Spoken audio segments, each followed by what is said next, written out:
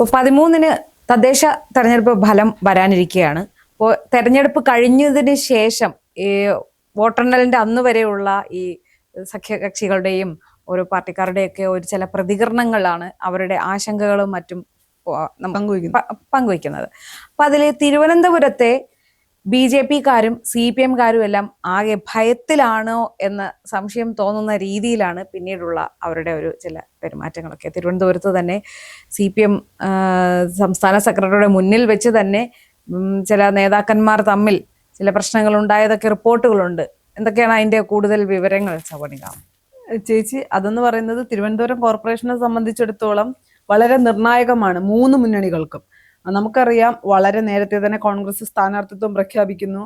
അവിടെ നിലവിൽ ഇടതുമുന്നണിയാണ് അധികാരത്തിലുള്ളത് കോർപ്പറേഷനിൽ. രണ്ടാമത്തെ വലിയ കക്ഷി എന്ന് പറയുന്നത് BJP ആണ്. അപ്പൊ BJP-യെ സംബന്ധിച്ചിടത്തോളം അവർ ഒരുപാട് പ്രതീക്ഷ വെക്കുന്ന ഒരു കോർപ്പറേഷൻ കൂടിയാണിത്. ഇതെങ്ങനെയും നിലനിർത്തി കൊണ്ടുപോവുക എന്നുള്ളത് തന്നെയാണ് ഇടതുമുന്നണിയുടെ ലക്ഷ്യം.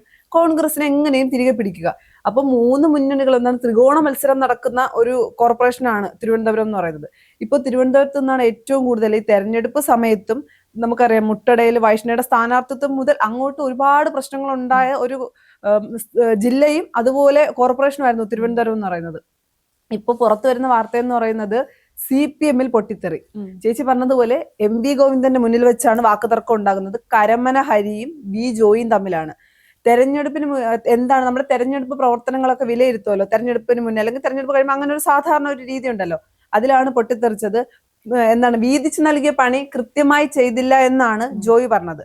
അപ്പോ കരമന ഹരി അത് വലിയ രീതിയിൽ അതിനോട് പ്രതികരിക്കുകയും സെക്രട്ടറിയായി വരുന്നതിനൊക്കെ മുമ്പ്, ജില്ലാ സെക്രട്ടറിയായി വരുന്നതിനൊക്കെ മുമ്പ് എന്താണ് നിങ്ങൾ ചെയ്തിരുന്നതെന്നും അത് പറയുന്നുള്ള ഒരു കാര്യമുണ്ട് ചേച്ചി. നമ്മള് സാധാരണഗതിയിൽ ജോയിയെ പറ്റി, ജോയി രാഷ്ട്രീയത്തിന് വരുന്നതിന് മുമ്പ് എന്തായിരുന്നു എന്നൊക്കെ ഉള്ളത് വർക്കല ജോയി സ്ഥാനാർത്ഥിയായിട്ട് വന്ന സമയത്തൊക്കെ വലിയ ചർച്ചയായതാണ്. അതുകൊണ്ട് ആ കാര്യങ്ങൾ പറയുകയും ജോയിയെ പേഴ്സണലി അറ്റാക്ക് ചെയ്യുന്ന തരത്തിലുള്ള പല പരാമർശങ്ങളും നടത്തുകയൊക്കെ ചെയ്തു.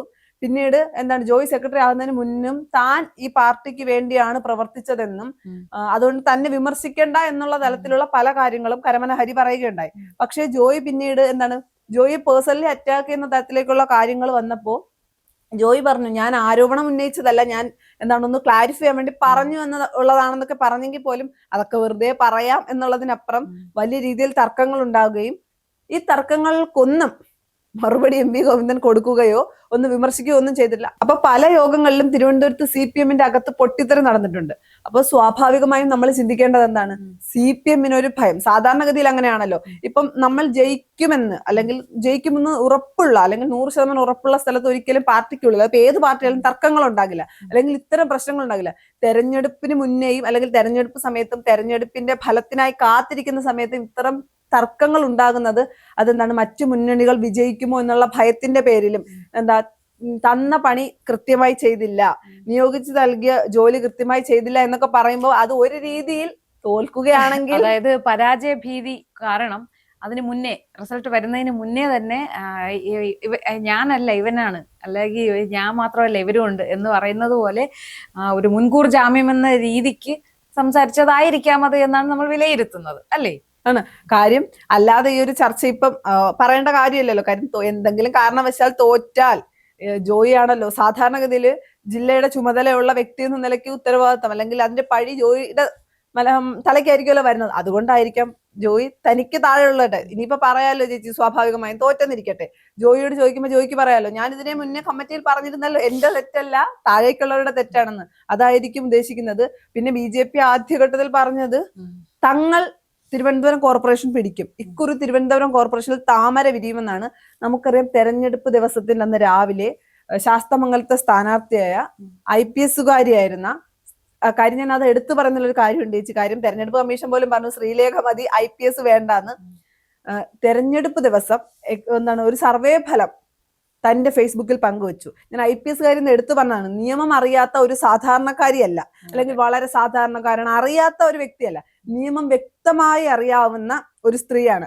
അപ്പൊ അവരാണ് സർവേ ഫലം പുറത്തുവിടുകയും അവരുടെ ഫേസ്ബുക്ക് അക്കൗണ്ടിലൂടെ അത് പങ്കുവച്ചു. അതിന്റെ അകത്ത് BJP-ക്ക് വലിയ മുൻതൂക്കമാണ് തിരുവനന്തപുരം കോർപ്പറേഷനിൽ കാണിച്ചിരുന്നത്. ചേച്ചി, നമുക്കറിയാം, ഇപ്പൊ സ്വാഭാവികമായും ഇന്ന് വോട്ടിടാൻ പോകുന്ന ദിവസമാണ്. നമ്മളിങ്ങനെ ഒരു സർവേ വരുമ്പോ BJP-ക്ക് വലിയ മാർജിൻ അല്ലെങ്കിൽ ആ ഒരു സർവേ പറയുന്നത് BJPക്കാണ് ഏറ്റവും കൂടുതൽ വോട്ട് എന്ന് പറയുമ്പോൾ കുറച്ച് പേരെങ്കിലും ചിന്തിക്കും അവരെന്തായാലും ജയിക്കും, എന്റെ വോട്ട് അവർക്ക് കൊടുക്കാം. അല്ല, അതായത് ഈ എല്ലാ തെരഞ്ഞെടുപ്പിലും കുറച്ച് ഒരു വിഭാഗം ആൾക്കാരുണ്ട് നമ്മുടെ വോട്ട് ചെയ്യുമ്പോൾ ജയിക്കുന്ന ആൾക്കായിരിക്കണം എന്റെ വോട്ട് എന്ന് വിചാരിക്കണം. കുറെ പേര് പാർട്ടി അനുസരിച്ചായിരിക്കും അല്ലെങ്കിൽ വ്യക്തി അനുസരിച്ചായിരിക്കും, അവർക്ക് വേറെ ഒന്നും ചിന്തിക്കാനില്ല, പോയി ആ ആൾക്ക് തന്നെ വോട്ട് കൊടുക്കുക എന്നുള്ളതാണ്. പക്ഷെ ഒരു വലിയ വിഭാഗം തന്നെ ഇങ്ങനെയാണ് വിചാരിക്കുന്നത്, നമ്മൾ കൊടുക്കുന്ന വോട്ട് പാഴാവാൻ പാടില്ല, വോട്ട് കൊടുക്കുന്ന ആള് ജയിക്കണം എന്ന്. അപ്പൊ ഈ ഒരു ട്രെൻഡ് അതുകൊണ്ടാണ് ഈ സർവേകളെല്ലാം ഇതുപോലെ ഇത്രയും പ്രാധാന്യം നേടുന്നത്. ആര് ജയിക്കും എന്നുള്ളൊരു ഊഹമുണ്ടെങ്കിൽ, ഒരു പ്രചരണം ഉണ്ടെങ്കിൽ അവർക്ക് വോട്ട് ചെയ്യുക എന്നൊരു രീതി കുറെ ആൾക്കാർക്ക് ചെയ്യാറുണ്ട്. അപ്പൊ അതിനെ സ്വാധീനിക്കാൻ വേണ്ടിയായിരിക്കാം ഇങ്ങനെ ഒരു സാധനം ചെയ്തു വിട്ടിട്ടുള്ളത്. കാര്യം ചേച്ചി അത് ഫേസ്ബുക്കിൽ പങ്കുവെക്കുന്നു, പിന്നീട് തെരഞ്ഞെടുപ്പ് കമ്മീഷൻ പരാതി പോകുമ്പോൾ തന്നെ ഇവരത് പോസ്റ്റ് ഡിലീറ്റ് ചെയ്യുന്നുണ്ട്. ഡിലീറ്റ് ചെയ്താലും അത് പങ്കുവെച്ചല്ലോ, കാര്യം ഒരു IPS കാരിയാണ്, അവർക്ക് അറിയാവുന്നതല്ലേ നിയമങ്ങളൊക്കെ. ഇപ്പൊ പുറത്തു വരുന്ന വാർത്ത എന്ന് പറയുന്നത് ഇത് ആരാണ് ഈ സർവേ ഫലം പുറത്തു വിട്ടതെന്നൊരു ചോദ്യം ഉണ്ടല്ലോ. ഇപ്പൊ പറയുന്നത് വ്യാജ സർവേ ഫലമാണ് പുറത്തു വന്നത്, പുറത്തുവിട്ടത് BJP ഓഫീസിൽ നിന്നാണ്, അല്ലെങ്കിൽ BJP ഏറ്റവും കൂടുതൽ ഇത് ഷെയർ ചെയ്തിരിക്കുന്നത് BJPക്കാരാണ്. ഈ പറയുന്ന പോലെ സർവേ മറ്റാണ് ഇവർ പറഞ്ഞത്, അവരുടെ സർവേ ഫലമല്ല പുറത്തു വന്നിരിക്കുന്നത്. ഇപ്പോ വ്യാജ ഫലമാണ് അത് പുറത്തു വിട്ടിരിക്കുന്നത് BJPക്കാരാണ്. അപ്പൊ ഇതുകൊണ്ട് ഈ BJPയും CPM എന്താണ് പൊതുജനത്തിനോട് പറയുന്നത്? അല്ല, അത് BJPയുടെ ഒരു പ്രചരണ തന്ത്രമായിരുന്നു. അവർ തന്നെ ഒരു സർവേ ഫലം ഉണ്ടാക്കുക, അത് അവരുടെ സ്ഥാനാർത്ഥിയുടെ ഫേസ്ബുക്കിലൂടെ പ്രചരിപ്പിക്കുക എന്ന് പറയുമ്പോൾ ആൾക്കാരെ പറ്റിച്ച് എങ്ങനെയും വോട്ട് നേടുക, ജയിക്കുക എന്നതല്ലാതെ മറ്റൊരു ഉദ്ദേശവും ഇല്ല. ലക്ഷ്യം മാർഗത്തെ സാധൂകരിക്കുന്നു എന്ന ആ ഒരു തന്ത്രം തന്നെയാണ് ഇവര് രണ്ട് വിഭാഗവും ഇവിടെ സ്വീകരിച്ചിരിക്കുന്നത്. പിന്നെ ചേച്ചി, ഈ രണ്ട് മുന്നണികളുടെയും ഈ ഒരു പാർട്ടിക്ക് അകത്തെ പ്രശ്നവും വോട്ട് നേടാൻ വേണ്ടി കാണിക്കുന്ന ഇതെല്ലാം കോൺഗ്രസിന് അനുകൂലമാകില്ലേ? അതെ, കോൺഗ്രസ് എന്തായാലും തിരുവനന്തപുരം കോർപ്പറേഷനിൽ 10 സീറ്റായിരുന്നു എന്നത് എന്തായാലും ഒരു 50 സീറ്റാണ് അവരുടെ ലക്ഷ്യം എന്ന് തന്നെയാണ് പറഞ്ഞിരുന്നത്. ഇപ്പൊ നമ്മൾ ആ തെരഞ്ഞെടുപ്പിന് മുൻപ് തിരുവനന്തപുരത്ത് സ്ഥാനാർത്ഥികളോടും അവിടുത്തെ വോട്ടർമാരോടൊക്കെ സംസാരിച്ചപ്പോൾ നമുക്ക് മനസ്സിലായത് അവർ എന്തായാലും കോൺഗ്രസ് തിരിച്ചു വരണം എന്ന ഒരു ആഗ്രഹത്തിൽ തന്നെയാണ്. കേരള ഭരണം തന്നെ കോൺഗ്രസിലേക്ക് തന്നെ വരണം എന്ന് ആഗ്രഹിക്കുന്നവരാണ് ഒരുവിധമുള്ള കുറേ ജനങ്ങൾ അങ്ങനെ പറയുന്നുണ്ടായിരുന്നു. കാരണം ഇടത് ഭരണം കൊണ്ട് അവർ പൊറുതിമുട്ടിയിരിക്കുകയാണ്. ഇപ്പോൾ പെൻഷനുകൾ അവസാന കാലത്ത് കുറച്ച് കൂട്ടിയെങ്കിലും അവരിത് എല്ലാം അനുഭവിച്ചു വരുന്നവരല്ലേ. അപ്പോൾ ഇവർ കൂട്ടിയതെല്ലാം പേരിനാണെന്നും വോട്ടിന് വേണ്ടിയിട്ട് മാത്രമാണ് കൂട്ടിയിട്ടുള്ളതെന്നും ഈ പെൻഡിങ് വരുന്നത് ഈ തെരഞ്ഞെടുപ്പിന് മുൻപിലായിട്ട് അത് കൊടുക്കുന്നതെല്ലാം ഇവരുടെ തന്ത്രങ്ങളാണെന്ന്, എല്ലാം തന്ത്രങ്ങളാണ് എന്നുള്ളത് ഏകദേശം ഉള്ള ജനങ്ങളും തിരിച്ചറിഞ്ഞു കഴിഞ്ഞു. അപ്പൊ ആ ഒരു സ്ഥിതിക്ക് ഒരു ജനം മാറി ചിന്തിക്കുമെന്ന് തന്നെയാണ് നമുക്ക് അനുമാനിക്കാൻ കഴിയുന്നത്.